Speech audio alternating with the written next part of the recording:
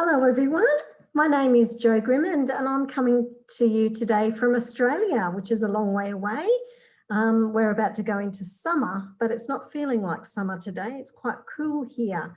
Thank you for joining me. My name is Jo Grimmond. I'm from the University of Wollongong in New South Wales, Australia. I'm just going to share my screen before we get started.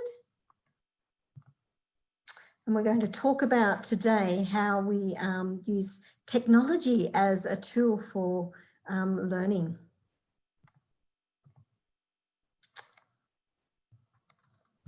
Before we start, I'd like to take this opportunity to acknowledge the Abu Dhabi Early Childhood Authority. Without them, this wonderful program would not be able to go ahead. So I'd just like to take a moment to thank them very kindly for this opportunity. And before I start, in Australia, we like to acknowledge the traditional owners of the many lands across Australia that we come to and we present from. So I'm going to do that today. So I respectfully acknowledge the traditional owners and custodians of the many lands across Australia. I acknowledge the contribution made by Aboriginal and Torres Strait Islander peoples with particular reference to the education of young children. And I recognise their existence long before our story began. The Wollongong University is, the image on the screen is where the Wollongong University is, where I work, which is a beautiful area. It's traditionally owned by the Wadi people of the Dharawal Nation. However, I come to you today from the south coast of New South Wales, which is about 3 hours south of Wollongong and 6 hours south of Sydney, if you know where Sydney is. And I come to you from Yuin country today. So what are we going to cover? Well, today we're going to consider the importance of developing STEM learning in the early years. And we're going to learn about the importance of particularly inquiry-based learning in STEM and how we use technology in that process. We're going to explore how we can use digital technologies as a tool for inquiry. And we're going to explore some simple activities that you can engage with your children in home using technology to enhance STEM learning. So before we start, let's revisit why STEM learning is so important in early childhood, especially in the early years in relation to lifelong learning. Firstly, the experiences children have during the early years is extremely important for lifelong learning. And as your child's first teacher, your role is vitally important in creating lots of wonderful opportunities to promote learning in playful scenarios, playing with your children. Essentially learning through play and exploring materials, posing questions and evoking wonder.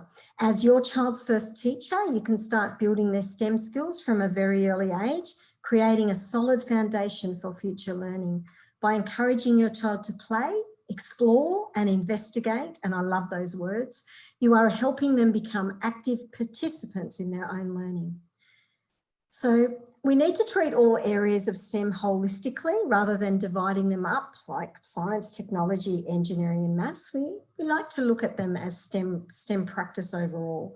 And we need to engage in these processes with your child. Children engage in motivation, enjoyment, positive attitudes towards learning when they're playing with STEM. And it's important that as an adult, we are the child's play partner and use the vehicle of play to enhance learning by asking lots of open-ended questions and posing problems for them to solve, ultimately allowing the child to be in charge of the play. And as adults, that's sometimes difficult for us to do, but we need to make sure that that child is in charge of their play. We need to have fun with the child and show interest in the learning as well.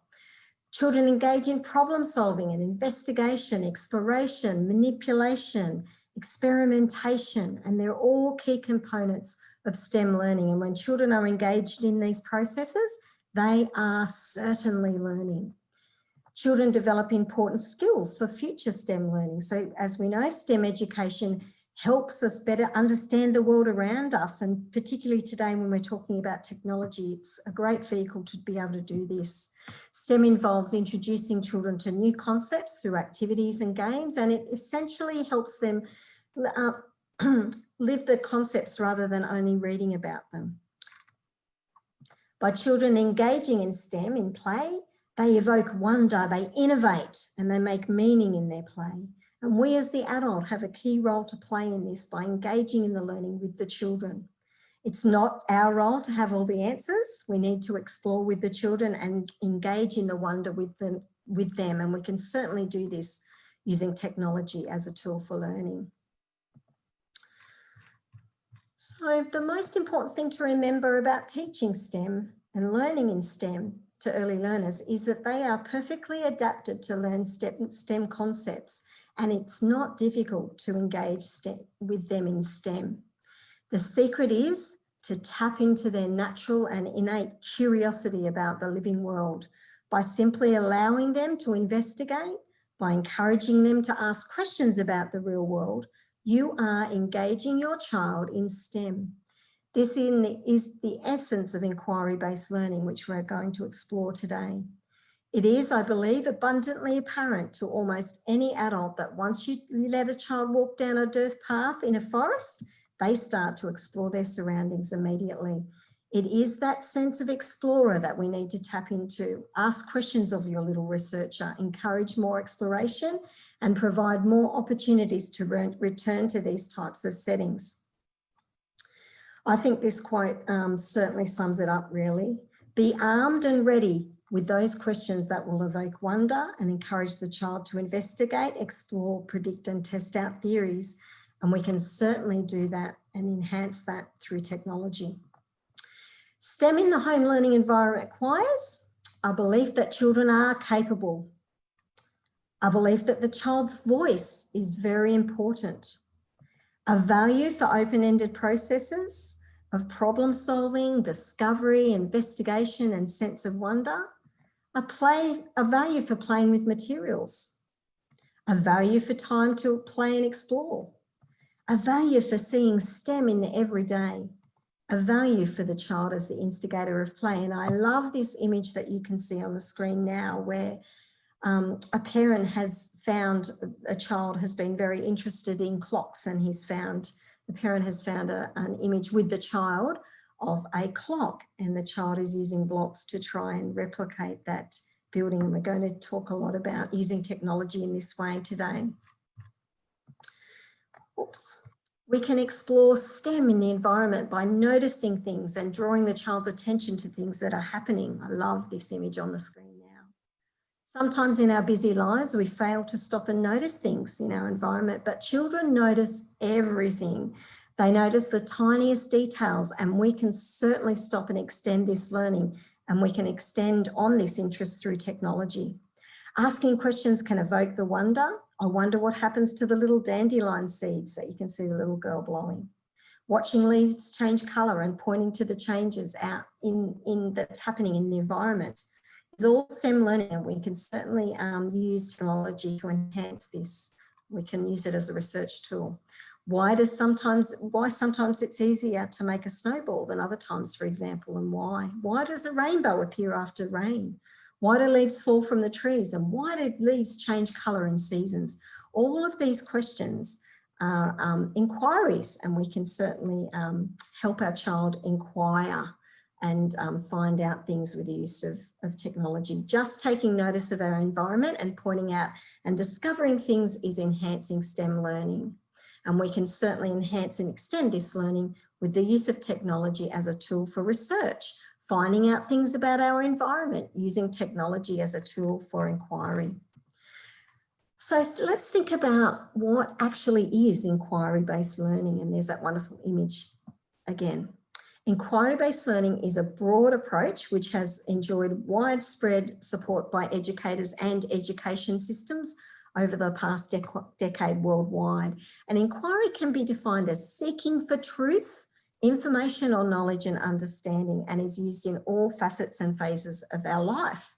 Specific processes of inquiry have become central to knowledge building within a range of learning domains.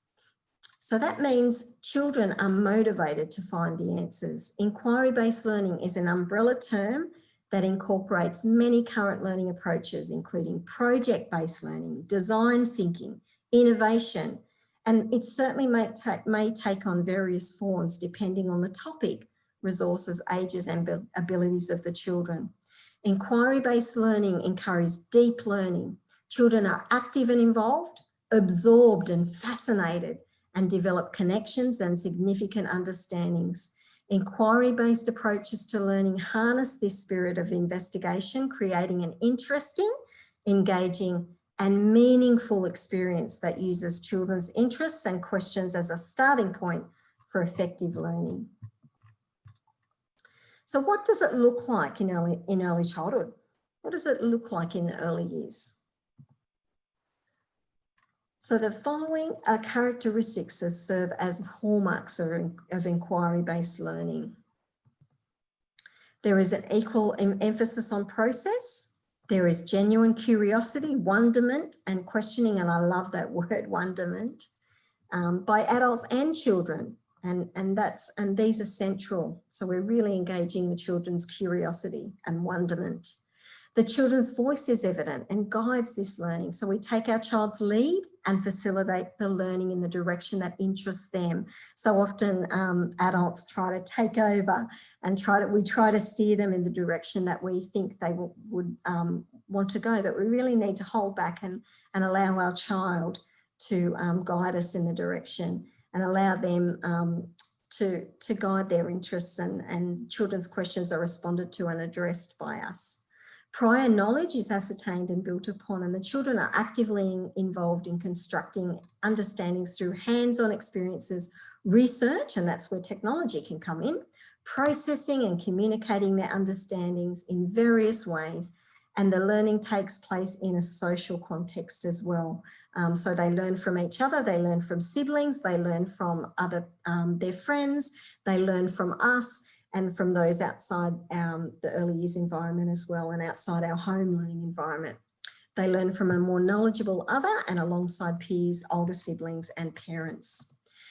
So I want you to think about this scenario for a moment. Imagine your family spending a summer day on a hike at the park. During the hike, your child excitedly points out the flowers growing along the trail or questions why certain trees have different branches or bark or leaves.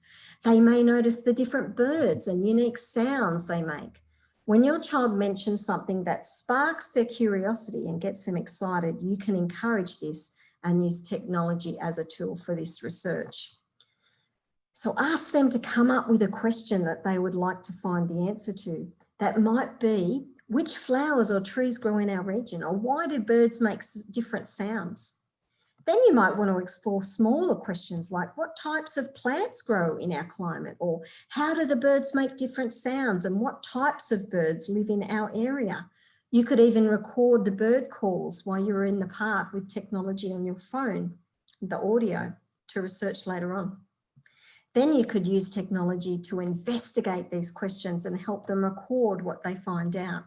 Asking questions and investigating is an important part of inquiry-based learning processes.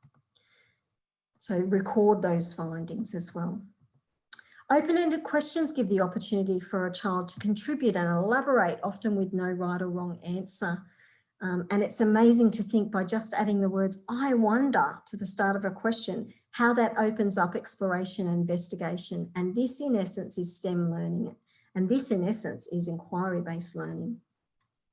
Getting children to predict what would happen also evokes interest and exploration and investigation, which is the essence of inquiry-based learning. Also, getting children to describe the learning reinforces these processes as well.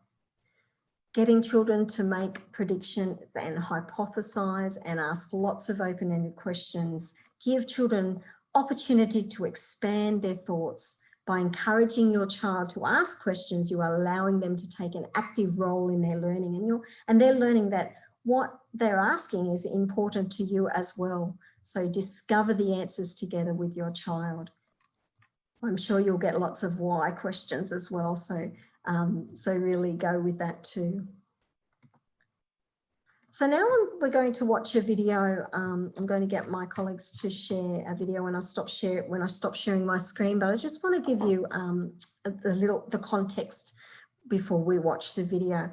So it's a video where you'll see an adult using an iPad to investigate the features of butterflies markings. The children had seen butterflies in the playground outside, And the teacher is using the technology as a tool to research the facts about a butterfly. She might even be investigating the butterflies specifically that had been visiting the preschool and using the iPad as a tool for discussion and research with the children. She is also using open-ended questioning, so look out for that, to encourage the children to think and solve problems. Why does the butterfly have the markings? Why do you think? These are questions we can help our children solve as parents. So I'm just going to stop sharing the screen and ask Harry to start the video, if that's okay, Harry. Thank you.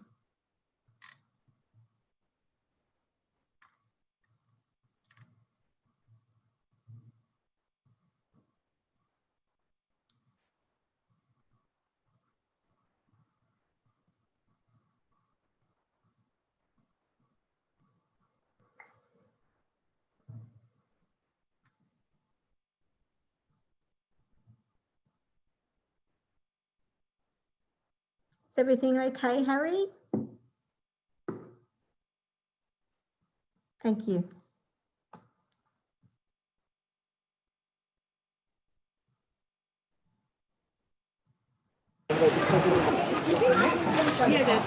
That's the sort of thing that frightens you, but the sort of thing that might frighten an owl or a tawny frogmouth or a different bird are these spots. And what do they look like? Eyes. They look like eyes. Are they really eyes? No. Oh, why are they there then? They're butterflies. They don't. The scared animals don't know that they're butterflies. You're right. The other animals don't know they're butterflies. They think they're a bigger creature because these look like eyes, don't they, on the edge of the butterfly? So when an owl comes along and sees that, what do you think he'll think? What will he think when he comes along and sees this? He'll see the eyes and he'll get scared. He will. Will he think it's a butterfly? No, he'll think it's a very big creature. Think it's a very big creature, and he'll think to himself, "Oh, I better not have anything like that." That human like butterflies. Yes, Mr. Robertson. Yeah. Sorry, what did you say? Humans like butterflies. You're right. We like butterflies, don't we? We love them. Why do we like them, do you think? Because they're beautiful. Because they're beautiful. They do look beautiful, and they're very good for the garden, aren't they? And the predators eat them. The predators eat them. Yes, you're right. They do. So what here is stopping the predators eat them? Why won't predators eat this particular butterfly? Because it has eyes in them, and they think it's actually a big creature. Oh, okay, so the predator will come along and see those, think it's a big creature, and not eat it. Gosh. Thank you, Harry. I'll just share my screen again. So there you could really see that that adult really engaging in lots of questioning with the children, couldn't you, about the butterfly and getting them to really think about why the butterfly have those particular markings on them. So she was actually talking about defense mechanisms, and you can certainly do that with your child when they find things that interest them. I'm going to talk about that specifically very soon.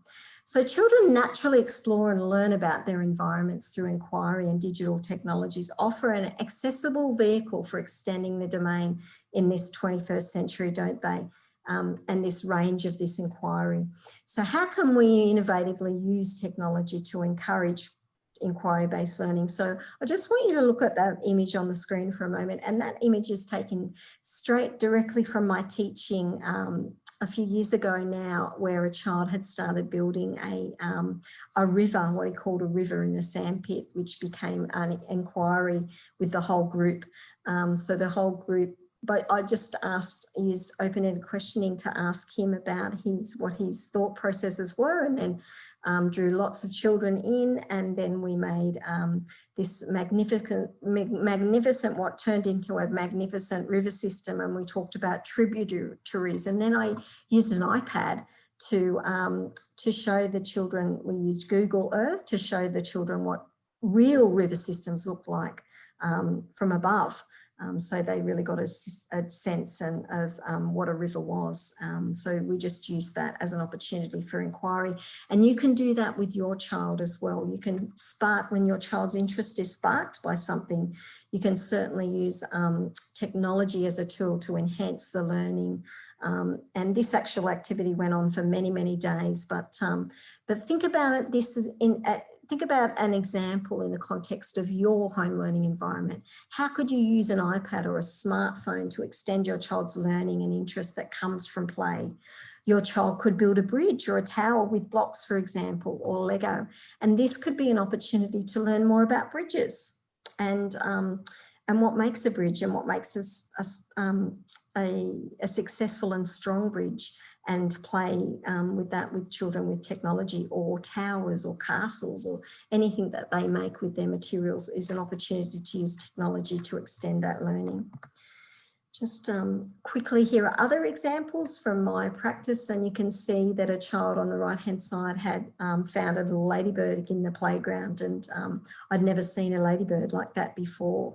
And we used the smartboard, but you could do this with an iPad or an iPhone and investigate what type of ladybird it was and have a discussion with your child. Down the bottom, you can see me and my teaching exploring symmetry in human-made forms and in nature. So there's certainly an opportunity for rich mathematical learning, isn't there, using technology with an iPad, which could stem from your child's building symmetry with the blocks or creating symmetrical patterns or things like that. Other ways that we've used it is we found we were incubating chicken eggs in the preschool room one day, and we had a visitor from a hawk that actually came inside the preschool room after the chicken, and we used technology as a tool for research to find out what type of hawk that was for our area, and we had this wonderful discussions. You can certainly engage with your child and evoke excitement, interest and enthusiasm in you and with your child, which transfers to the child as well.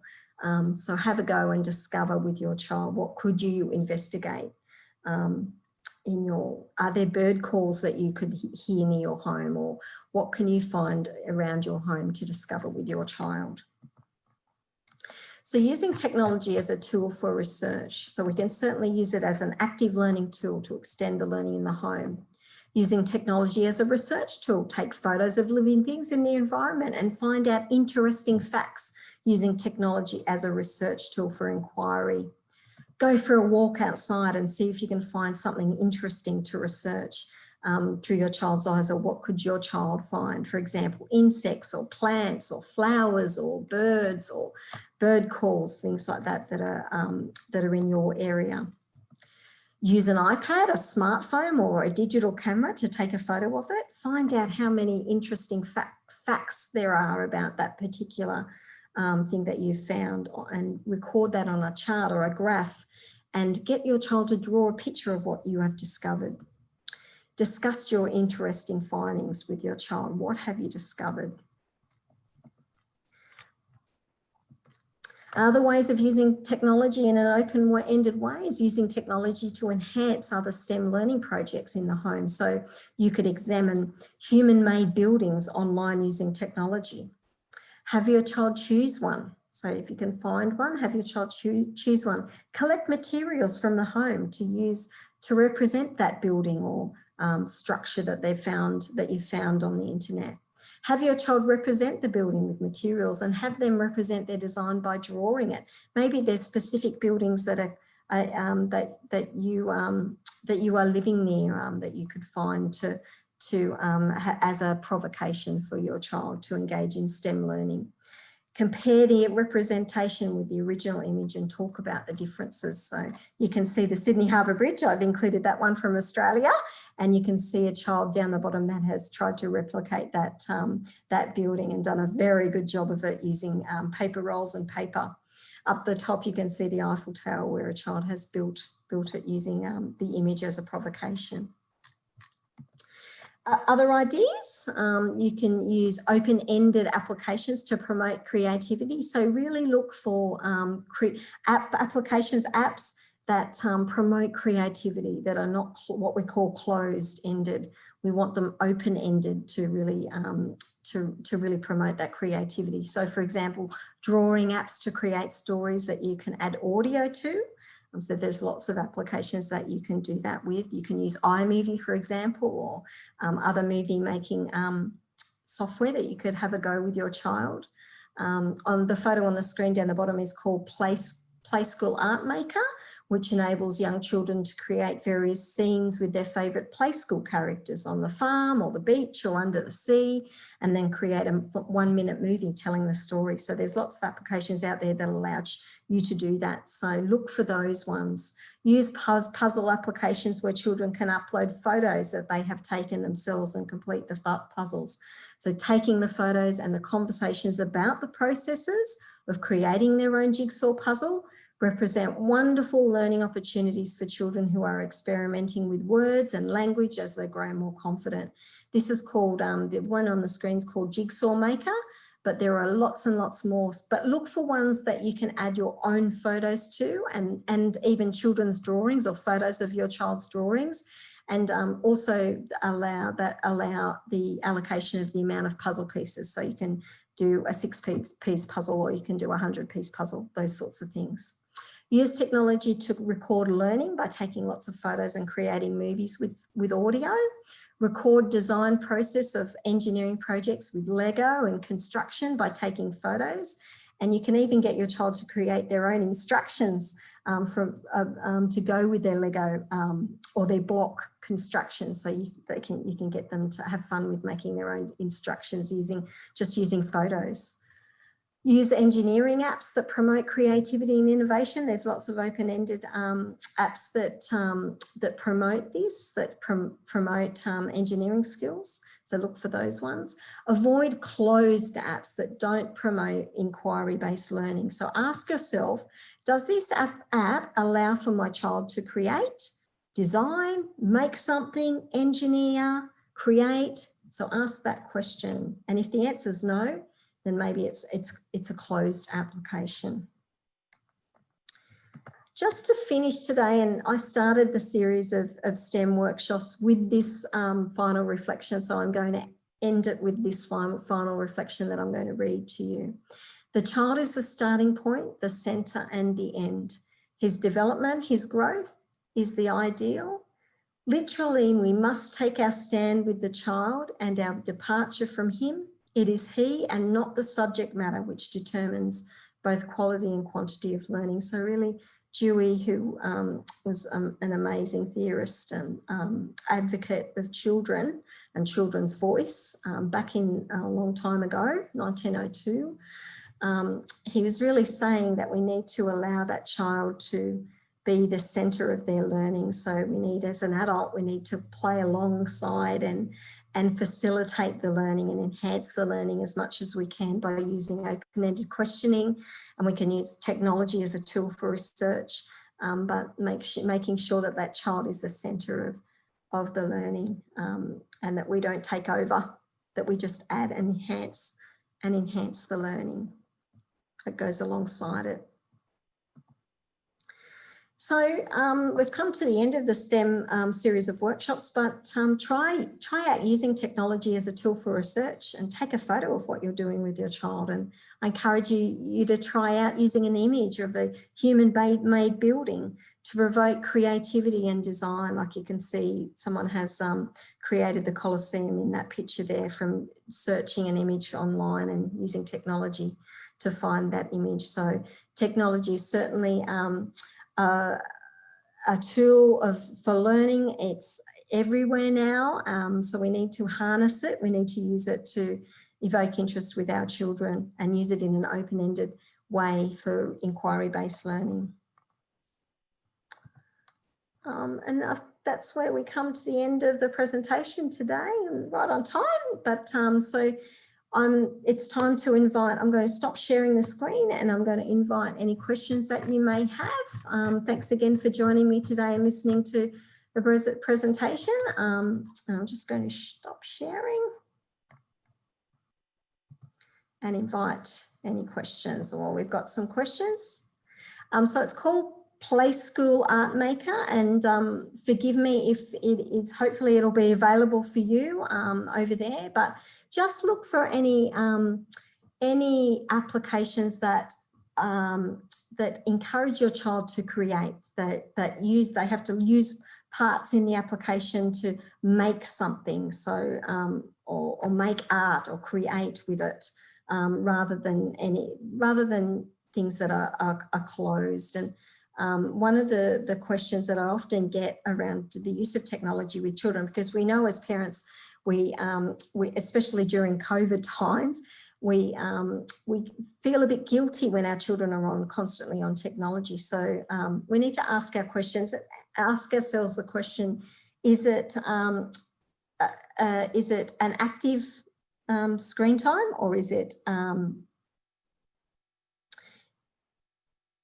active use of screens, or a closed use of screens? And what I'm talking about there is a closed use of a screen is watching TV, watching YouTube videos without any discussion with you. Watching a documentary on an iPad is okay if you're alongside them. It's called active participation in screens if you're actually alongside them and having a discussion throughout and stopping it and talking to your child about what's happening in that documentary. However, if your child is just watching a cartoon on an iPad, that's actually a closed use of screens, which is okay, because we need that time, don't we, as parents? We can't always be with our children enhancing and encouraging learning, but it's just something to be aware of, that we want them to be using screens in an active and engaging way. So using them as a tool for research, using them to find out facts about things, using them to as a provocation for creativity, for example, looking for photos of images of buildings to design from and innovate from, those sorts of use of screens. Applications that are open-ended, so lots of creative apps, apps that the children are, because there's lots of apps out there that are called or termed educational, which are really not. So really I've included lots of information about that in your handout, which you can download from the website. So in the handouts, I've given you lots of examples of where you can find really good applications from reputable sources. Just because someone says that it's education doesn't mean that it is. So look for those open-ended apps that you can use. Okay, another question: how can we help our kids with developmental delay to ask questions and discover things around them and be curious?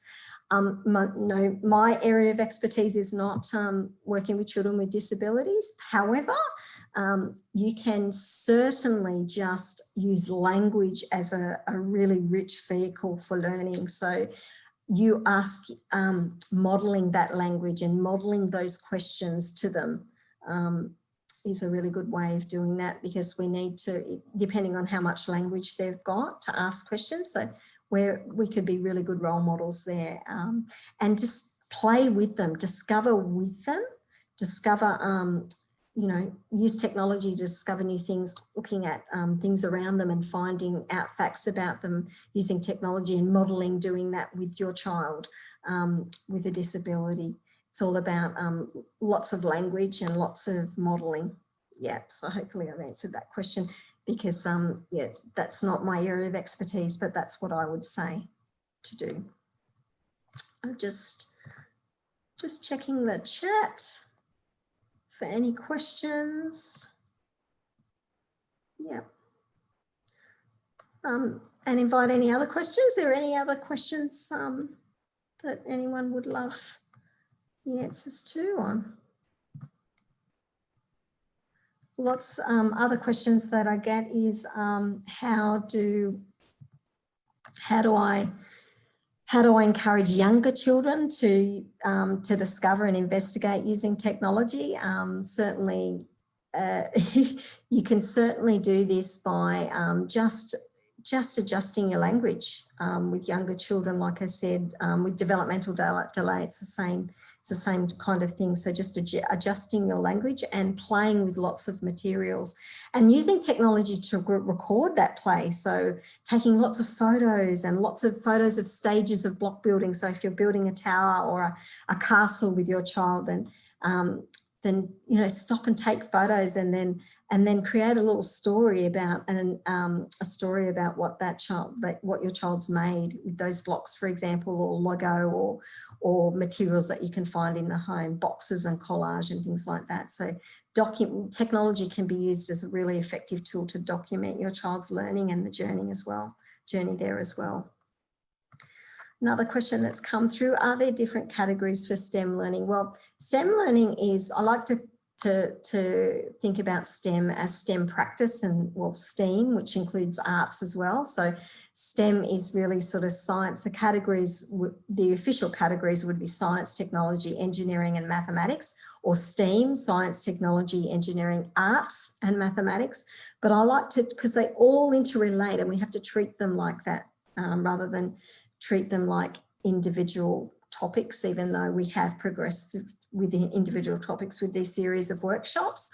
I've interwoven them all throughout because we need to look at it as STEM learning and STEM principles of learning. And it really comes back to investigation, exploration, discovery, asking those amazing open-ended questions that don't have a predictable answer, so that your child can really investigate those questions. And you can do that with very young children by just changing your language with your younger child and playing alongside them and discovering what happens, what happens when you're cooking and pointing out things that are happening and changing in the environment. For example, when the seasons change or when the leaves change colours, or the different changes that are happening in the environment, the temperature changes and things like that. So pointing out to your younger child and your older children the changes that are happening in the environment as well, and discovering in the environment, thinking about discovery around your home. So if you have a yard, if you're lucky to have an outdoor space, or when you go for a walk to the park, or just a walk in your neighbourhood, pointing out things that are happening in the environment. What can we hear? We can hear birds. Okay, I wonder what kind of bird that is. Let's when we get home, we'll have a look. We'll use technology to see if we can find out what the local birds of our area are, and see if you can find that out. There's lots of apps that you can use. I know that in Australia, in our area, we have an app that has got frog calls on it. So we're able to discover what the types of frogs that are in our area are. So I had lots of fun with my son when he was younger. And even now he really loves frogs, so he enjoys that, trying to work out what that frog call is. So it's the same with birds, it's the same with other animals as well. So it's a matter of tapping into what's in your environment, and just using that as an opportunity to explore and investigate. And that's STEM, that's really STEM. Creativity, innovation, building, engineering things, creating things in the home, using blocks to create, finding images online through technology and then trying to replicate. Or what have we got in the house that we can make that building with? Get out the containers in the kitchen. You can use anything. Boxes, you don't have to have blocks or Lego at home, but they're a fantastic resource if you're able to get your hands on them that are lifelong. So Lego and blocks are really good STEM toys. Lots of, when you're thinking about toys and materials, that when you're choosing them for your child, think about open-ended ones that they can create with, that are not closed-ended, that they have, that you can take the lid off the box of your child's learning and let them flourish and create. So look for all of those things to do, to investigate and discover in the home.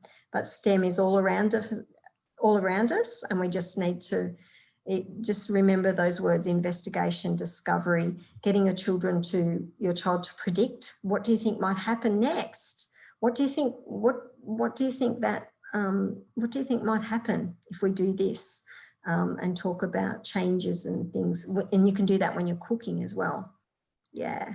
Oh, you're very welcome. I hope I've answered that question. Thank you very much. Any other questions coming through?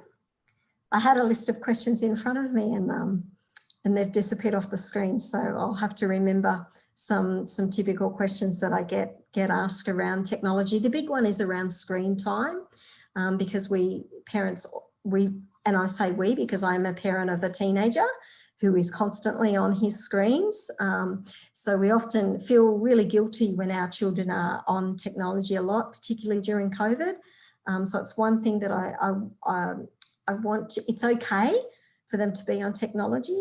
Know what they're doing on technology. So there's lots of resources, and I have included some in the handout around safety and making sure that your child is safe, because we can put parental controls on our devices. So make sure you've got them so they don't accidentally click on something that they shouldn't see for their age. So just be aware of cyber safety as well. Yeah, screens is a big one.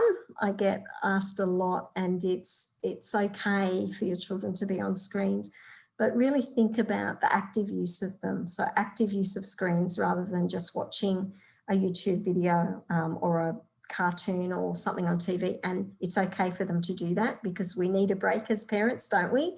We can't always constantly be there enhancing our children's learning. So it's okay for you to have a break too, but just be mindful when you're using technology and as an engaging tool, which we want it to be used for. So use it for research, use it for a tool for learning rather than, and just be careful with the apps because there's lots and lots of applications out there that say that they're educational, that aren't. Just remember my words, open-ended. If they create, ask yourself, can they create with it? Can they make something? Or is it just right or wrong answers? So match a number to a number of objects, those sorts of things. They're kind of closed applications, which I'm not saying is not okay because there's time and place for that. But when you're choosing really good applications for your child, just ask yourself, can they create? Can they make something? Do they have to use problem-solving skills in the game or in the application? Do they have to can they problem solve? Yeah, those sorts of questions. Yeah, has anyone else got another question for me? I also get asked a lot around the age, the differences between age and STEM, and it's really, you just, you know your child the best, and it's all about open-ended play. So, and you can certainly do that with older children as well. So, you know, it's just giving them an extra challenge. You know, they could, you know, create this wonderful chart of their findings, for example, if they're discovering what's magnetic in the house or what can float and sink or what is magnetic and not magnetic in the house. They can actually record their own findings. So giving them, the older children can do that. You know, we need to help the younger children with that by getting them to draw it or getting them to, or model the writing ourselves or the numbers. And yeah, so it's all about really gearing the play towards your child and your child's interests. And really when your child's interest is sparked, that's the time to grab hold of it and see how far you can take that learning. And you can certainly do that by just using technology as a tool for research. You know, when they see that or they blow that dandelion and they see that dandelion turn into a little parachute, where does that dandelion seed go? Why does it do that? Ask those why questions yourselves. So because we don't have to have all the answers as adults. Our children want to see us excited about learning and engaging in learning ourselves. They want us, that's how we model that learning is fun and engaging. We model that to our children by being excited about learning ourselves. So we really need to do that. So once that interest is sparked, really take hold of that and go with it. And as annoying as some of those why questions get sometimes, especially when your child is 4 and 5, there's lots of, and 3, there's lots of why questions. They have lots of, oh, why? And we don't have, and then we put pressure on ourselves to think that we have to have all the answers, and we certainly don't. It's more important to engage in the learning with your child. And just if you're out in the car and they say, why? Just say, oh, just acknowledge it, because you know, mate, you can't really find the answer in the car. Oh, remind me when we get home, and we'll find that answer together, and we'll work out that problem, or we'll solve that problem, because I don't have the answer, but I'd really be interested in finding out. So really invoke that interest as an adult learner. And you'd be very surprised to know how exciting that is to learn new things as well. We don't have to have all of the answers all the time for our children. We certainly don't. And it's being a really good parent role model to say that's okay. Oh, I don't know the answer to that. We can find out together. How exciting will that be? Yeah. Any other questions before we finish? Just going to check anything coming through. I'd just like to take this opportunity, because this is my final workshop in this series of STEM workshops, to say thank you for everyone for joining me throughout this time. It's been a privilege to share a little bit of my knowledge and go on this journey with you. So thank you for joining me for these workshops, and feel free to, if you think of a question, you can email me or ask a question through the website. But yeah, but thanks again for joining me today.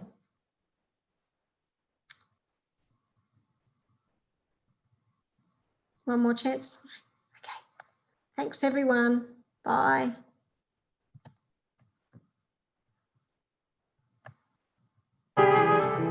Welcome.